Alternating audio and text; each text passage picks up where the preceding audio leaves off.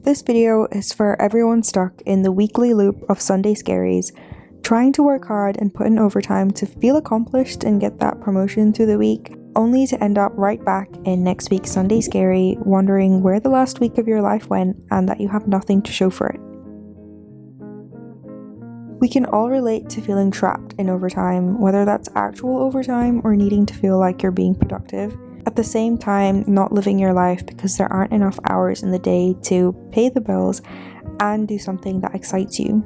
We grew up thinking we could do both at the same time, and that there was a set path to feeling fulfilled and accomplished, and that if you put in the overtime, you'd reap some kind of financial or emotional reward, and that it was the path to success and everyone had to do it. I got to a point at work where I was doing well, feeling accomplished, putting in overtime, but had that niggling thought of, was that even worth the dopamine? Is this it? And do I have to do this for the next 4 decades? My existential crisis was less to do with how far my life was going compared to everyone I see on social media, and more to do with how worthless my actual time on this earth felt. What is the point of all this work?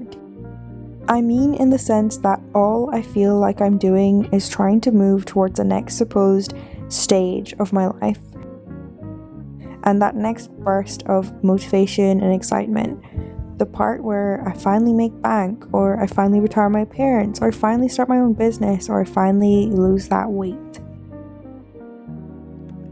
And while there's loads of really helpful, amazing words of wisdom out there on quarter-life existential crises, I propose something new.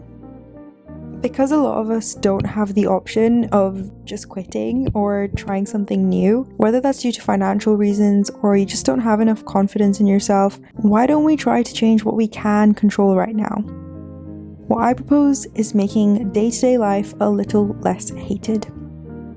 Because that is something we can control and change without quitting or changing your name and moving across the world. In the earlier lockdowns, I was very bad for waking up with just enough time for a coffee and a shower before work, which made me loathe my working day and myself for allowing that to happen, because it felt like it was all I was doing. Because it was all I was doing. It's raining, grey and gloomy outside, and you wake up to see you missed your alarm. You've got 5 minutes to get ready for your day, and you don't have time to make your favourite morning drink, and you've already missed the chance to go for this morning's walk. These two things didn't happen because you were literally asleep. You couldn't control that. You can control it next time, but you can't control the events of this morning. So why let these events dictate the rest of your day? Go on with your day as if it's still going to be the best day ever, regardless of all these external influences trying to pull you one way or another. You can decide that you're going to go to sleep having had a great day. Things that make me sad are when I can't get some movement in during the day, like missing a gym session or not going outside, which makes me more prone to a depressive episode. So knowing this, I can prioritize an early night's sleep so I can fit in a workout in before work to start my day off doing something I want to do.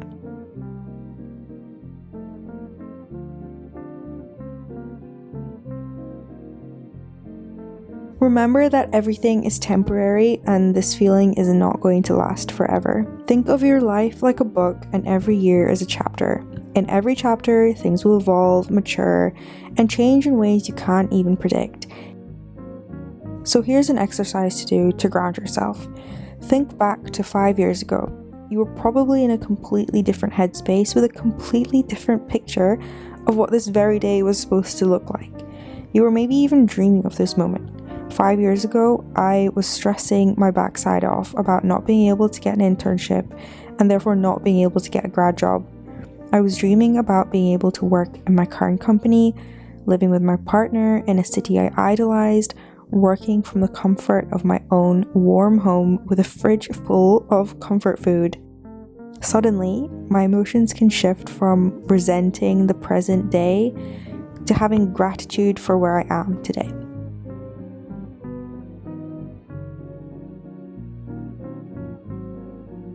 If you love your morning coffee and find a lot of peace from it, splurge on an expensive and cool coffee with hints of salted caramel for your mornings before work. If you love working out, splurge on a fancy gym membership or a new workout gear from time to time. Find the small things that either used to bring you joy or still do during the working day and make them even more enjoyable and something to look forward to. Change up the thing you focus on each week too. One week it could be your coffee, the next week it could be a new workout class or a fancy new lunch recipe. I make my favorite meal and have a bit of a calorific splurge on dessert on my least favorite day of the week. And suddenly I've started to look forward to Tuesdays.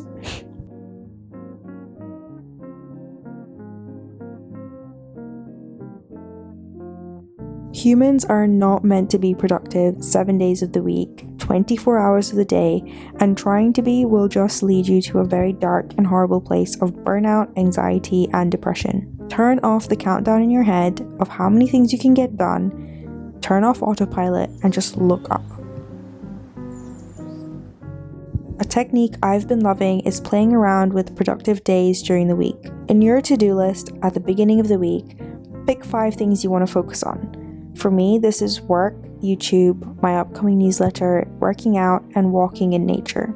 On 3 days of the week, you can focus on 4 things. On another 3 days of the week, focus on 2 things. And on 1 day of the week, just focus on 1 thing from that list. It takes off so much pressure and allows you to be consistently productive 3 to 6 times a week, which is what counts when you want to feel accomplished and accomplish without burning out and feeling worthless. It can also train your mind to not expect the absolute most out of every single day.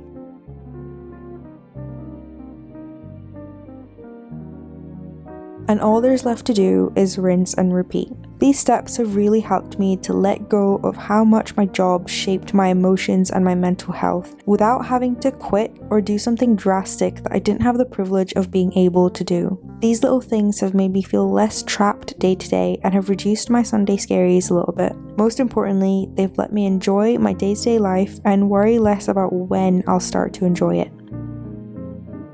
If this video resonated with you, I hope you enjoyed it and found something useful from it. And thank you for being here and watching. I will see you again next week.